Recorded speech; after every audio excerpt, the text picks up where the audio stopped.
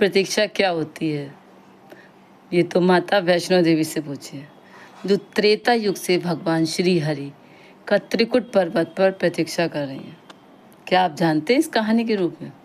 चलिए आपको आज मैं पूरी कहानी बताती हूँ। जम्मू के त्रिकुट पर्वत पर एक भव्य गुफा है और इस गुफा में प्राकृतिक रूप से 3 पिंडी बनी हुई हैं।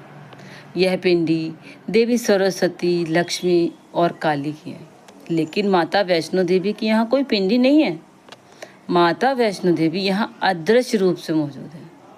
फिर भी यह स्थान वैष्णो देवी तीर्थ कहलाता है। इसका कारण यह है कि माता यहाँ अदृश्य रूप से उस वचन को पूरा होने का इंतजार कर रही हैं जो भगवान श्री राम ने लंका से लौटते समय देवी त्रिकुटा को दिया था। इस संदर्भ में एक कथा है। धर्म की रक्षा के लिए भगवान विष्णु के अंश में एक कन्या के रूप दक्षिण भारत के रामेश्वरम तट पर पंडित रत्नाकर के घर हुआ। 9 वर्ष की उम्र में उन्हें पता चला कि भगवान विष्णु ने राम के रूप में अवतार लिया है। तब देवी त्रिकुटा राम को पति के पाने के लिए तपस्या शुरू कर दी।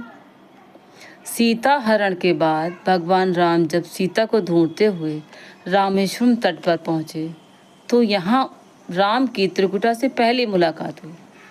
देवी त्रिकुटा ने राम को पति के रूप में पाने की इच्छा प्रकट की। भगवान राम ने देवी त्रिकुटा से कहा कि मैंने इस अवतार में एक पत्नी व्रत रहने का वचन लिया है। मेरा विवाह सीता से हो चुका है, इसलिए मैं आपसे विवाह नहीं कर सकता।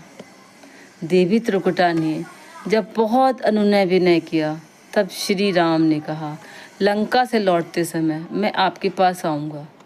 अगर आप मुझे पहचान लेंगी तो मैं आपसे विवाह कर लूँगा। श्री राम ने अपने वचन का पालन किया और लंका से लौटते समय देवी त्रिकुटा के पास पहुँच गए। लेकिन भगवान राम की माया के कारण देवी त्रिकुटा उन्हें पहचान नहीं सकी।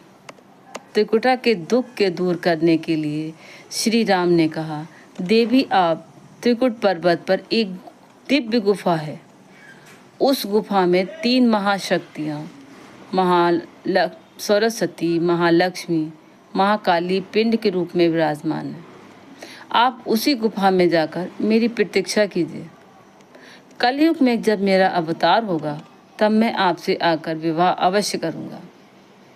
तब तक महावीर हनुमान आपकी सेवा में रहेंगे और धर्म की रक्षा में आपकी सहायता करेंगे। धर्म का पालन करने वाले भक्तों की आप मनोकामना पूरी कीजिए। भगवान राम के आदेश के अनुसार आज भी वैष्णो माता उनकी प्रतीक्षा कर रही हैं और अपने दरबार में आने वाले भक्त के दुख दूर कर झोली भर देती हैं। ये थी माता वैष्णो देवी की कहानी।